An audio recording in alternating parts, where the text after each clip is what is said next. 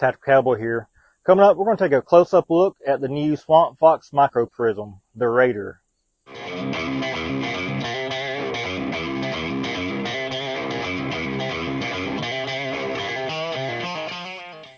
Before we get into today's video, I got to mention that Swampfox Optics does offer an excellent military and law enforcement discount.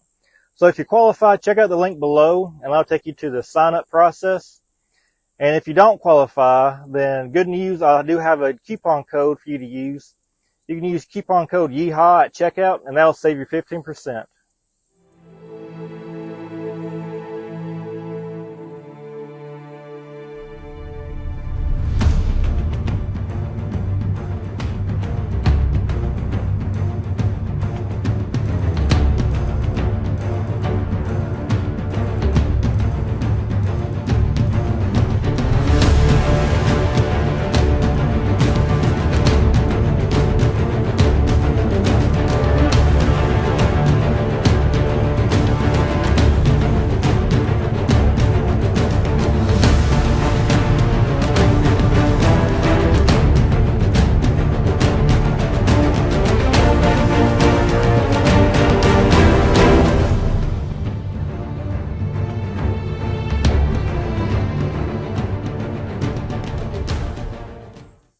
So before we get into the Raider, I got to mention the original 1X Prism from Swampfox, which is the Blade. The Blade uses the same reticle as the Raider, so really the way I see it, the Raider is just the next evolution in Swampfox's Micro Prism, or inside their Prism lineup. So it went from you have the Blade, and all they really did, as far as I can tell so far, is they took the Blade and they compressed it into a smaller, lighter package, while also making a few improvements. Alright, so taking a closer look at the Blade and the Raider, you can tell that the Raider is definitely very noticeably smaller. And when you get them on the scales, you can really tell the weight difference between the two. So with the lens covers installed, then the Blade tips the scale at just over 14 ounces, whereas the Raider here tips the scale at just over 8 ounces. So very noticeable size difference in weight, as well as length and width. And then you look at the footprint, or the mount that the Blade has. It's a fixed mount. And then between the optic and the mount, you have your battery compartment. Now, with the fixed mount, the reason they did the fixed mount on the Blade, they really designed this optic around the AR platform. What I mean by that is they set it at a 1.6 inch height over bore, and that gives you your reticle holdovers. Now, both optics use the same reticle, which is kind of say that this is just the next evolution of the Swampfox 1X Prism. So the reticle they use is the BRC, or bullet rise compensating. You have your 50 to 200 0, and then you have your 15, 10, and 5 holdover. So these are really meant for CQB, home defense, just real close shots that might need to be made. So with the Raider here, you have a T2 mount comes installed with the 1.6 inch mount. It also includes a 1.1 inch mount in the box, so you can use this on, say, an AK or whatever you'd like to mount it on. And then sold separately, you have your Outlaw mount. This gives you the 1.93 inch mount, or height. As far as batteries, on the Blade, it's a CR123A battery. And with the Raider, you have a CR2032. Both optics does give you the shake and awake feature that we've all come to love and expect in a modern optic. Then they both have 10 brightness settings with 2 night vision settings. I went with the green reticle on the Blade, and with the Raider, I have a red reticle. Red reticle. They both use very similar brightness adjustments. It's a just touchpad here. Different position. You can see that with the blade, you have your adjustment here in front of the brightness adjustment, whereas they did the reverse on the Raider. Speaking of your adjustments, as you can see, the blade uses a capped windage and elevation adjustment. And the cool thing about it is that inside the cap, or on the very top of the cap, you have a little nub that you can turn upside down, turn the cap upside down, and use it to adjust your optic. Whereas the Raider, they are uncapped, they're recessed into the body, but you do need a tool, and you don't have to use a tool. You can use, the rim of a brass case or whatever ammo case you have.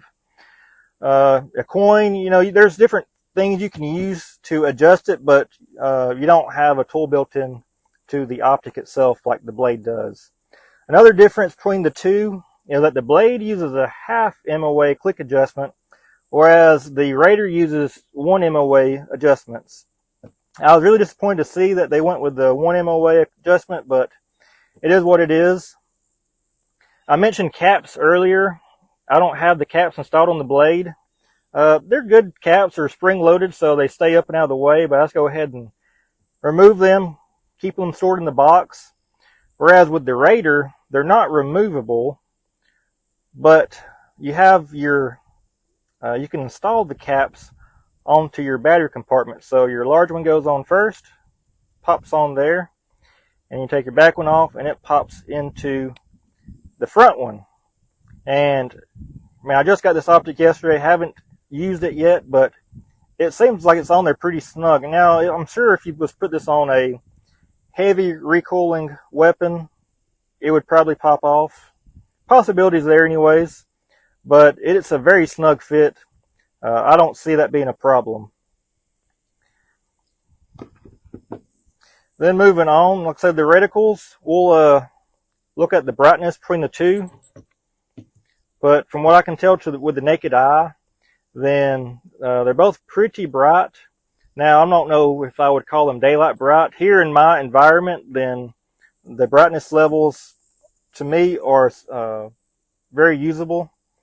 But to someone out in the high desert area where they're around a lot of red dirt, then you might want to choose maybe the green to really get that contrast. But we'll take a look at the brightness between the two.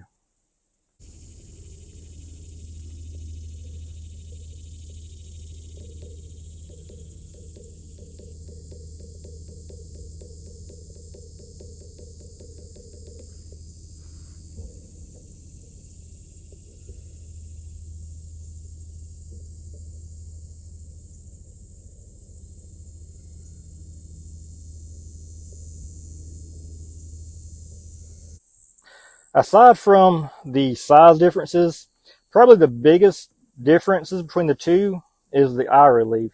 So with the blade, then you have to set the optic pretty much at the very back of the upper where your iron sight would be at normally. And then setting it there or pretty close to that range will give you a usable eye relief. And then the eye box isn't terrible. It's a 1X, so you got plenty of room you can work with. But the eye relief on the Raider, you can pretty much set it up like you would a red dot, and then the eye box is even better than the Raider. And then, like I said, being able to put it where you want, the eye relief is just much greater than what you find on the blade. Looking at the diopter adjustment rings, so you have a pretty large diopter ring on your blade. Moves very smoothly. It has, usually, at least on my newer optics, I find myself, it'll come already turned in as much as it'll go. and I find myself just turning it just a hair, and the focus is perfect for my eyes. But with the blade, it has to come out pretty far, or at least it can come out pretty far. It's pretty clear this entire range of motion until, I don't know, probably about right in here. It starts getting a little fuzzy. It's serrated. You got plenty of grip. Like I said, it turns very easily. Whereas with the Raider, it's a very small surface to grab hold of. You don't have anything to help with the grip, but it is smooth and easy to turn. I just wish it wasn't so, well, smooth. Then the field of view on both optics, they do vary slightly. The blade has a field of view at 100 yards coming in at 73.3, correct, on the blade, whereas the Raider, you lost 3 yards at 100 yard field of view, came in at 70.3. So those are the differences between the blade and the Raider. You know, they made some improvements on the Raider, whereas on the blade, you still got some features that I like better on the blade, such as the ocular lens adjustment and the half MOA click adjustments. You also got a little bit more field of view. Whereas, you know, with the Raider, you got a slightly smaller field of view. You have better turrets. You have, now I say better turrets, but you do lose that half MOA. They just feel better to turn, and yeah, it's just a much smaller, lighter package. Great eye box. So, you know, if you're trying to decide between the two, or maybe decide if you should upgrade, I can't make that choice for you, but I think I'm gonna be very happy with using the Raider. But like I said, I do have a coupon code if you don't qualify for the military discount. Be sure to check it out. You can get this optic at other places such as Brownells and Classic Firearms. I'll go ahead and have a link to both of those places down below. Haven't tried out the Raider mount, but again, that is an option if you're interested in having a higher mount on your optic. So these are all things to consider. Hope you make the right choice, and I'll see you next time. Tactical Cowboy out. If you enjoyed today's video, make sure you leave it a thumbs up, comment down below what you thought about it, and ways that I can improve it, and subscribe to come back for more. If you're interested in seeing another comparison between the Raider Micro Prism and the Primary Arms Micro Prism, then that's going to be coming up soon.